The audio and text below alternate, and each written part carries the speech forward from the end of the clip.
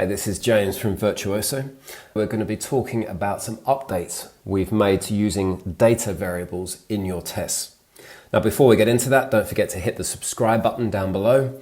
We're always posting new videos, and if you're subscribed, you'll get alerted to those.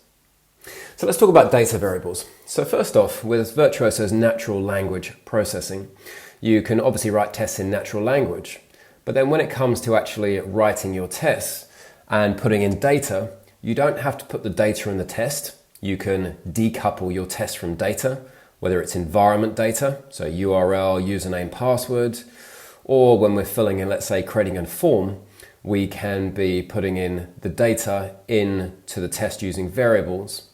And then what you can do is you can leverage, it could be test data. So I could have a test data table uploaded from a CSV or generated with AI. So I've got my different data scenarios all mapped to different variables. I could have environment variables, so different environments with URLs, usernames, passwords, and so on.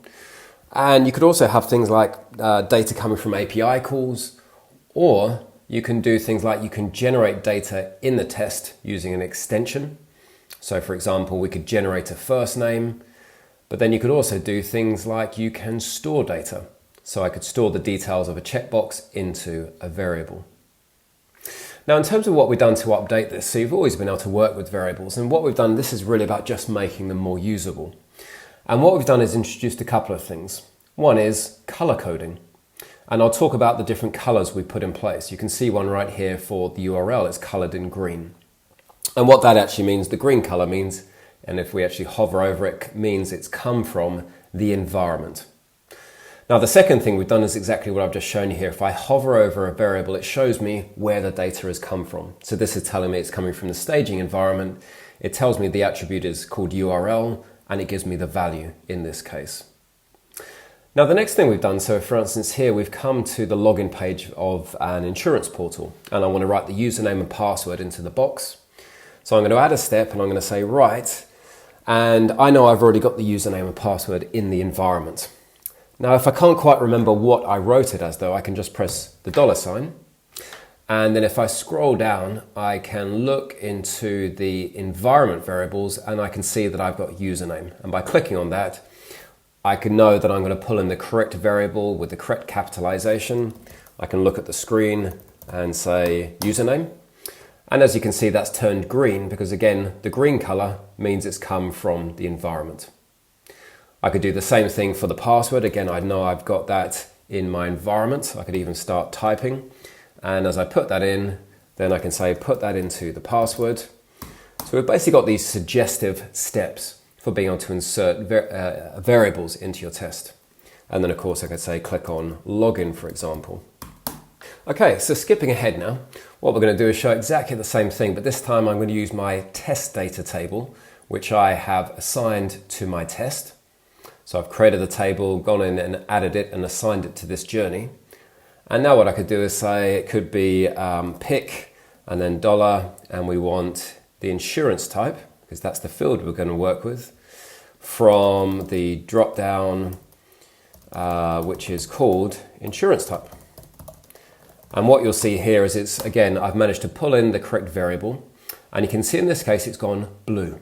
And if I hover over that, that's because it's coming from a data table. It tells me the attribute and it tells me the value that has been used. Now, what if I went in and said, well, I'm going to use a variable and it could be write title, spell it really badly, in title.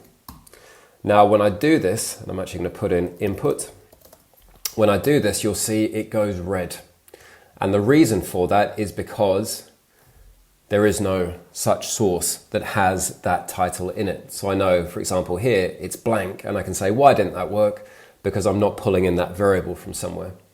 So instead I could change that and I could edit my test of the variable. I know there's one called title in my test data table. And in fact, what I could do is go to my test data and drop down and I can see actually I could come in and see actually I don't have a variable that's called that. So that's a good example of being able to then figure out very quickly where that comes from. So what I could do here instead, I could say, well, I'm not going to use a variable there. I'm just going to put a value in, which could be Mr. And now what it's doing, this is going yellow, because what that means is the variable has come from the test itself. The value I'm writing into here has been defined in the test. Another example of that could be, for example, I say store the element details of input full name into, let's say, full name. And because I'm storing those, again, it goes yellow, because it's basically saying it's a local variable that's defined by the test itself. Now, the final thing we can do, we can also add in what we call initial data.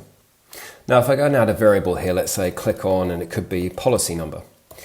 Now, what this could be is to say that when I write the test, I won't know the policy number, but when I run it, I will know it, either because I'm creating a flow of tests and I can persist data across, or when I go to execute my test, I can come in and say execute advanced and use initial test data. So basically what this allows me to do is to say at the point of running the test, I can specify, for instance, a particular policy number to use, or it could be a sales order number or some other reference. So I could say I want to use initial data, and you'll note at the moment our policy number has gone red because there's no input, there's no environment variable, there's no test data.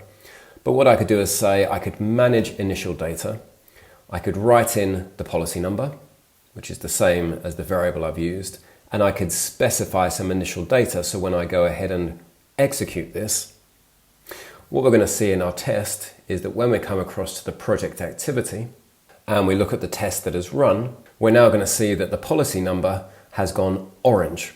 And that means that it's been supplied by initial data, and it tells us the value that it's going to utilize.